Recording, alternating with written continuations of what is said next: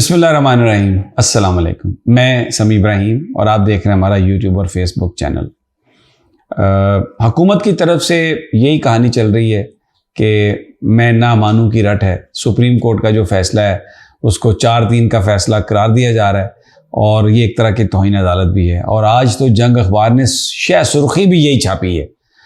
तो अभी अभी जो खबर है वो ये है कि जनरल आसिम मुनीर की मुलाकात हुई है जनाब शहबाज शरीफ साहब से। और जो ज़ाहिर है जो प्रेस नोट आया है वो तो यही है कि सलामती और बाकी जो दीगर मामलात हैं, लेकिन ज़राए हमें ये बता रहे हैं कि सुप्रीम कोर्ट के फ़ैसले के तनाजुर में और आज जिस तरीके से डॉलर की परवाज़ हुई है और जैसे शरह सूद में इजाफ़ा किया गया, इस वक्त जो गुफ्तगू है वो इसी बात पर है कि वे फॉरवर्ड क्या होना चाहिए।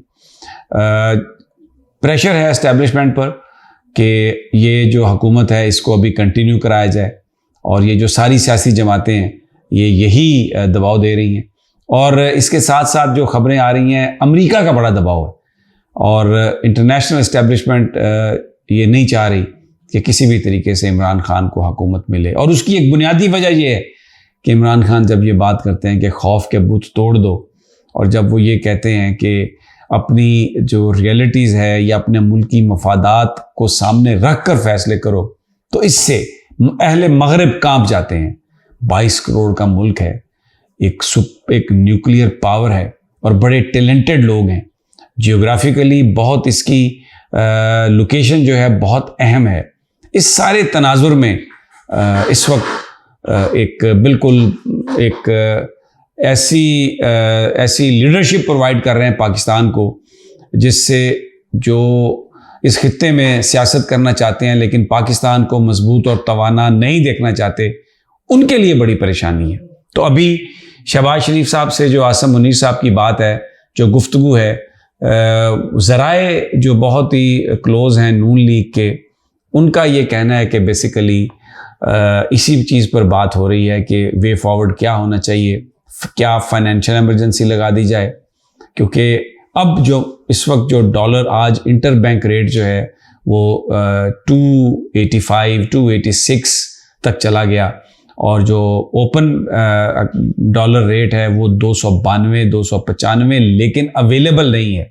एक बड़ी गंभीर सूरत हाल। 2 दिनों में डॉलर 15 रुपये 20 रुपये में इजाफा हुआ है इंटर बैंक, और उसकी वजह यह है कि IMF से जो स्टाफ लेवल एग्रीमेंट होना था वो भी नहीं हुआ और इस बात का आगे कोई इम्कान भी नहीं है। अब आज जो इंटरेस्ट रेट 20% तक कर लिया गया है काइबोर का, इसका मतलब है कि अगर आप 2-3% कम से कम बैंक का लगाएं और 2% इंश्योरेंस का, तो 25% शरह सूद पर अगर आपको कर्जा मिले तो कौन सा कारोबार है जो इतने पैसे बनाता है कि ये शरह सूद भी पे हो जाएगी और वो कर्जा भी पे हो जाएगा। तो ये बेसिकली एक ऐसी सूरत हाल है कि अब बैंक से लोन लेके कारोबार करना नामुमकिन, जो लोग गाड़ियां खरीद रहे थे वो भी नामुमकिन, जो घरों के लिए पैसे ले रहे थे वो भी नामुमकिन। ये पैसे इतने ज़्यादा हैं कि इसका मतलब है कि अब ये कहा जा रहा है कि बस ना ही समझो, और ये सब कुछ IMF के प्रेशर पर, IMF के इमा पर किया जा रहा है। तो ये साबित हो गया कि IMF जो है उसको को पाकिस्तान की बेहतरी की कोई परवाह नहीं है। वो बुनियादी तौर पर इस तरह पाकिस्तान को क्रश करना चाहते हैं, लोगों को इतना क्रश करना चाहते हैं और सजा देना चाहते हैं मेरी नज़र में तो, कि आप इमरान खान के साथ हैं, आप तहरीक इंसाफ के वोटर हैं, जो अमेरिका को बुरा भला कहता है, जो मगरिब को बुरा भला कहता है, जो पाकिस्तान की बात करता है, जो पाकिस्तान की रियलिटीज़ की बात करता है, जो आलम इस्लाम की बात करता है। एक बड़ी गंभीर और बड़ी अजीब ये सूरत हाल है। अब जो ये मीटिंग है शहबाज शरीफ साहब की जनरल आसिम मुनीर से, उसके नतीजे में क्या फाइनेंशियल इमरजेंसी निकलती है, या ये कहते हैं जनरल आसिम मुनीर के आप सुप्रीम कोर्ट ऑफ पाकिस्तान का फ़ैसला माने और इंतखाबात कराएं। मेरी जो इतलात हैं, मेरी इतलात के मुताबिक पाकिस्तान की एस्टेब्लिशमेंट इस वक्त इंतखाब नहीं चाहती। जिस तरह मुस्लिम लीग नून इंतखाब नहीं चाहती, जिस तरह आसफ अली जरदारी इंतखाब नहीं चाहता, इसी तरह पाकिस्तान की एस्टेब्लिशमेंट इंतखाबात नहीं चाहती।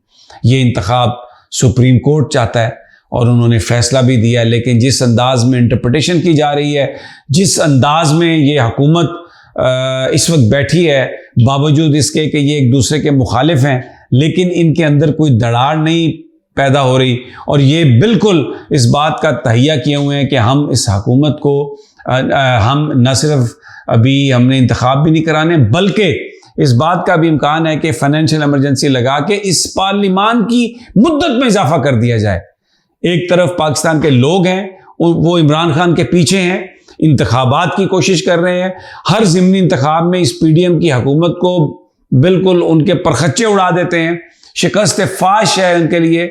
लेकिन दूसरी जानब ये लोग जो 13-14 जमातें हैं, एक हैं, एक दूसरे को गालियां निकालते हैं, लेकिन इक़्तिदार से चिमटने के लिए एक हैं और पाकिस्तान की एस्टैब्लिशमेंट उनके पीछे है। अगर एस्टैब्लिशमेंट, ये बिल्कुल ये मेरा एक एनालिसिस है, अगर एस्टैब्लिशमेंट इनके साथ ना हो तो किस तरह इनकी अक्सरियत रह सकती है, किस तरह ये सुप्रीम कोर्ट ऑफ पाकिस्तान का फैसला मानने से इनकारी हैं।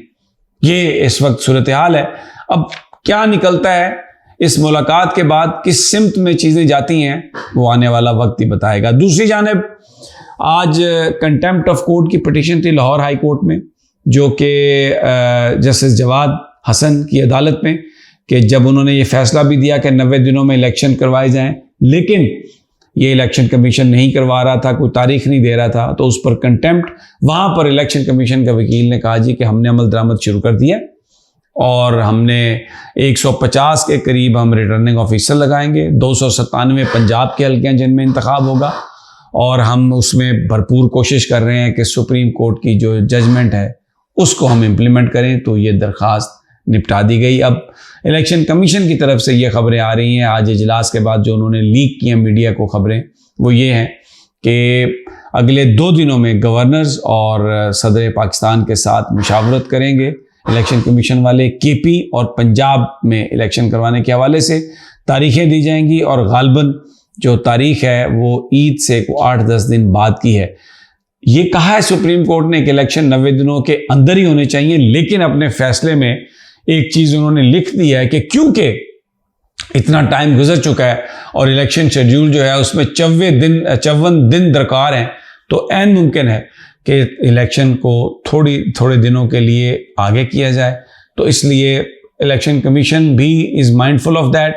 तो लग ये रहा है कि जो तारीख आएगी वो 90 दिनों के अंदर की तो नहीं होगी, लेकिन चंद दिन 90 दिन से ऊपर हो जाएंगे। तो वो जो एस्टिमेट किया जा रहा है, अगर 22 या 21 को 90 दिन पूरे होते हैं, 21 अप्रैल को, 22 या 23 को गालबन ईद आ जाएगी, तो उसके 8-10 दिन के बाद यानी 28-29 अप्रैल या मैक्सिमम 2-3 मई तक इंतखाबात जो हैं वो होने का इम्कान है, तारीख का इम्कान है। बहरहाल यहाँ ये सूरत हाल है, महंगाई बेपनाह हो गई है, इंटरेस्ट रेट बढ़ गया है, लोग परेशान हैं, सुप्रीम कोर्ट के फैसले को हवा में उड़ाया जा रहा है।